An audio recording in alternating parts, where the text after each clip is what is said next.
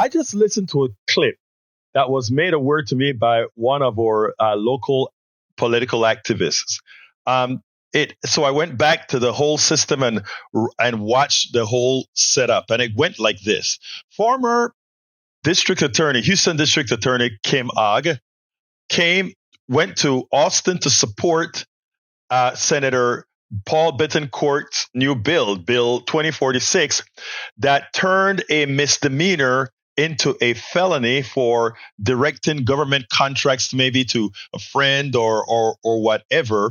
And, she made a whole big deal out of, in effect, the standard Republican line. Lock him up, lock him up. Let's be clear here.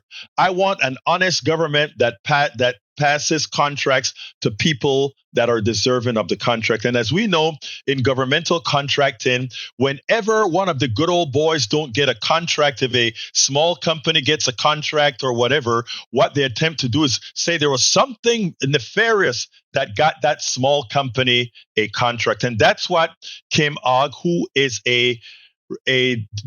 was a Democratic district attorney in Houston, who always went after Democrats and allowed Republicans to get away with pretty much anything they wanted to get away with, including what many of us believe are crimes. She went against Judge Lina Hidalgo, the first Latina judge and youngest of the largest county in Texas, the third largest in the country. She went after her and got 3 of her seniors indicted for supposedly doing this with government contracts. Now, Kim Ogg used that as an example to why the Texas legislature should support these bills, this new bill by Paul Bettencourt. And Senator West asked a few questions. He said, wait a minute, you had those 3 people you indicted, right? Yes. And what was the result of that case? Well, 2 of them were acquitted, and the other one formed some side of a deal. Did any of them go to jail? No. Did any one of them did any kind of restitutions? No. Does any of this require any penalties on these people? No. So in other words, you had a very weak case. You didn't have a case. Well, not exactly. Well, you had a weak case. I am a lawyer. That's what West is saying. I'm a lawyer, and I know Miss Kim Ogg and whatever other attorney was there with you. If you try to indict these 3 people and somehow they walk, that means you had a weak case. But the thing is, she wanted to lock people up, and the idea being that is what she would do. And God knows, changing this from a misdemeanor to a felony could easily get folks, if she had a weak case, but suppose she got a jury that still convicted these folks, they could be put away for several years. Well, it was time for Senator Molly Cook, our senator from this area, to question her. And since she said that the reason you wanted it to make it a felony is to increase the reasons that people won't be doing these crimes, they'll deter them from trying to direct contracts. And Molly Cook had a simple answer. Senator Molly Cook had a simple question. Do you have the data to show that this type of deterrence would stop this from occurring? We don't want to just write laws that lock people up if it doesn't serve the purpose, its intended purpose, to stop this activity of people getting contracts they don't deserve. She gave a long response. Molly Cook comes back and says, but does it? Well, I tell you what, why don't you listen to how Molly Cook just about knocked her out on this one, and then we'll take it on the other side because it was epic. Senator Cook. Thank you, Chairman.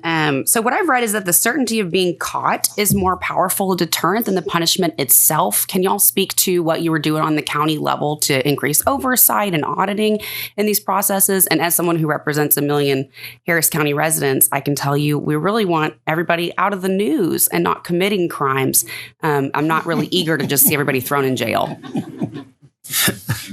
What is the question, Senator? What were you doing to try to prevent this from happening? Well, I'm testifying here that there should be stronger penalties, so anybody who thinks that they can circumvent the law will think twice. What data do you have to support that deterrents are the most powerful mechanism rather than the certainty of being caught, like increasing oversight? Well, people don't like to go to jail for the most part. I'd like to see data, not anecdotal references. Well, in terms of deterrence data, I didn't bring any, but I think that all of us have shared the responsibility and liability of being public officials, and I think we understand our responsibility to the public.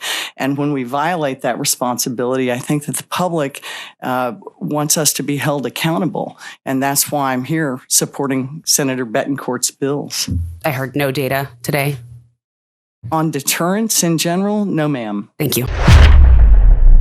So as you see, here is Kim Ogg, who was the former Democratic District Attorney, constantly supporting bills that have the values of Republicans, which are valueless and simply attempting to always lock people up, whether deserved or undeserved.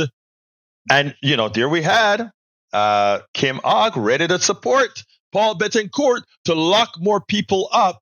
And what Senator Molly Cook is trying to say is, don't you think instead of trying to create deterrence and locking people up, that you should probably create structures that make sure this stuff doesn't happen? Instead of going for the law and order crap, stop it from happening in the first place.